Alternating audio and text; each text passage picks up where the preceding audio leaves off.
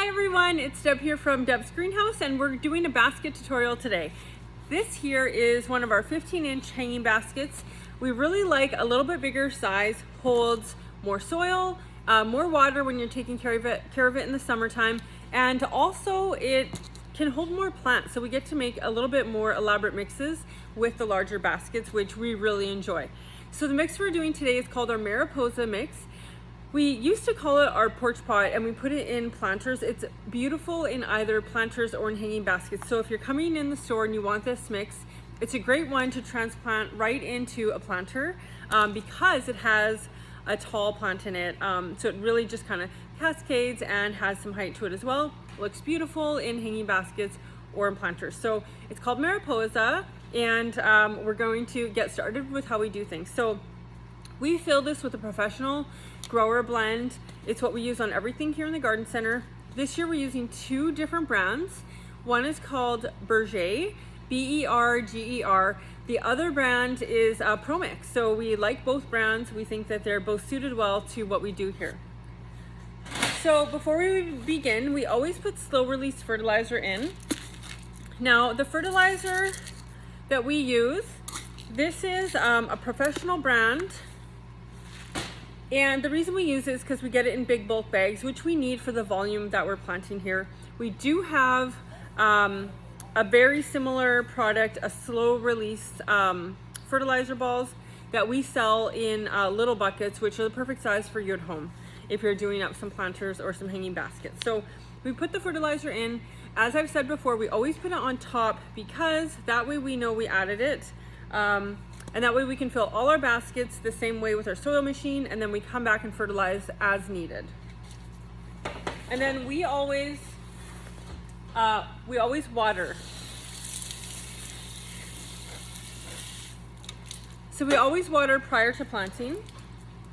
It does a couple of things. One, it makes sure we have that moisture added to the pot, but it also gives us like this little crust on the top, which is important when we're planting. If we're planting into fluffy soil, I'm going to show you. Here's a pot that is dry. If we're planting into fluffy soil, we make our indent. Let's say we're putting this in. It's difficult to tell if it's level or not, and when we water it, the water might settle over top of the stem or little pockets. So we want to make sure the plants are nice and level in the container they're going in. So that's why we pre-water. Okay, if you followed us before, you would know that we have these circle wooden things.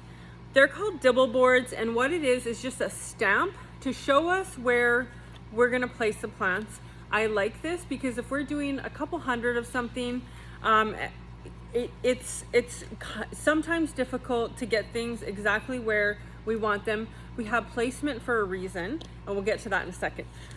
So we go ahead, we push that dibble board in, and all it does is gives us an indent of where we want the plants.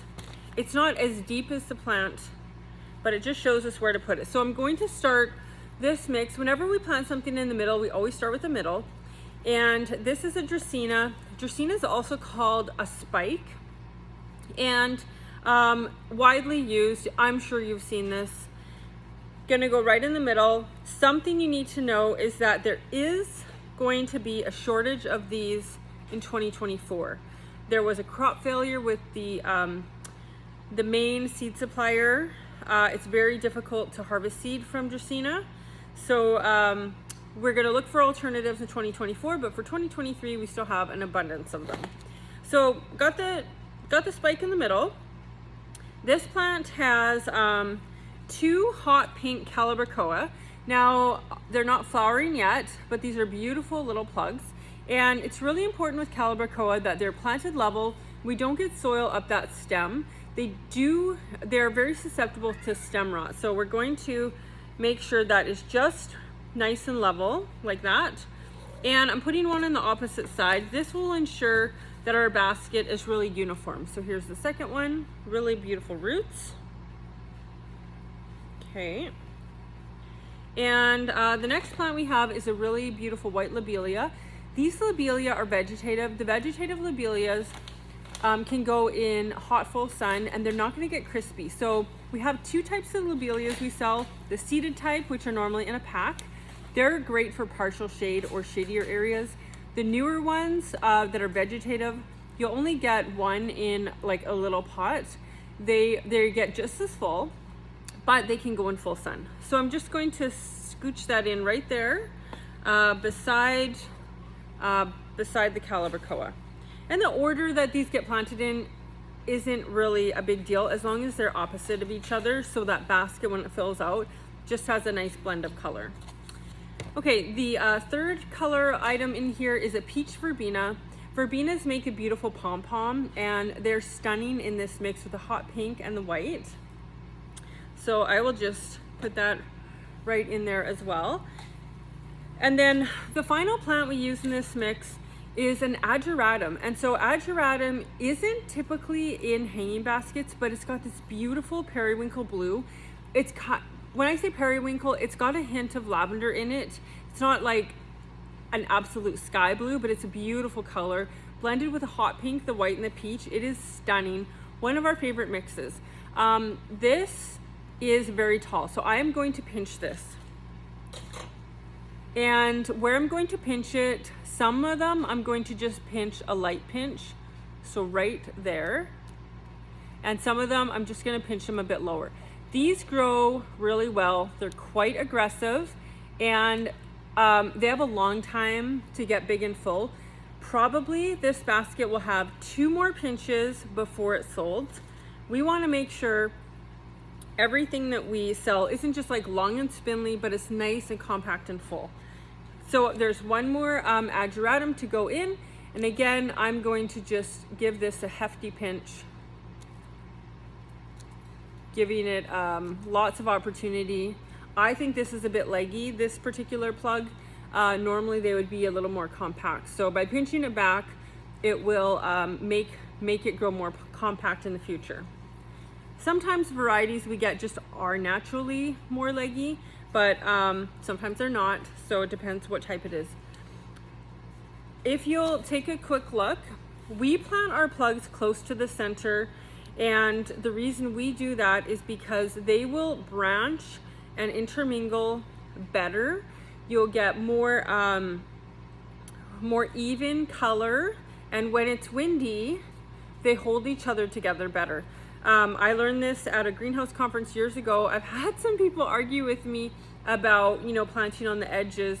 The other advantage for us is that we use water lines. So you can see the drippers back here. We put that dripper right in the center, and then we know that is, I only have to water it for 20 minutes, and I'm gonna get everything moistened when it's young, versus having it on the edges. It is harder to keep that watered in the beginning.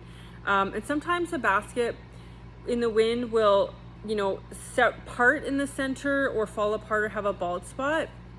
If those plants are initially planted really tight in the center, you're not going to have that. So that's something we learned over the years. I mean, you can't know everything the first day you plant, but if you're planting from plug stage, put things tight to the center and you will have a better, stronger basket.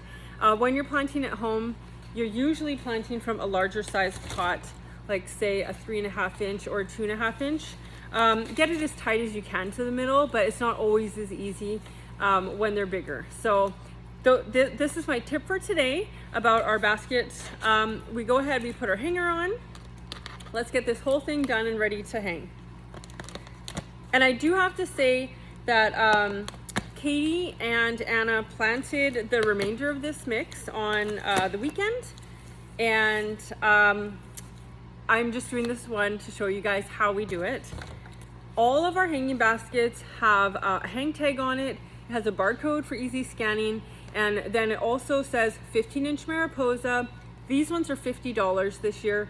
Grow it in part shade to full sun. So it can take a real tolerance of sunlight. Basically, you could grow it on the east side, the south side, or the west side. If you have it on the north side, such as like the front of our store where we have a big veranda, things on the outside of the veranda do get a lot of sun, so it would be okay there. Just don't put it in deep shade where it's only getting a couple hours of sunlight. So I'm gonna show you this mix. It's very beautiful. And thanks for watching. We have a lot of tutorials coming. In Greenhouse World, it's week 10, and this is the time where we plant the majority of our baskets, week 10, 11, and 12. So thanks for watching, everyone. Have a great day.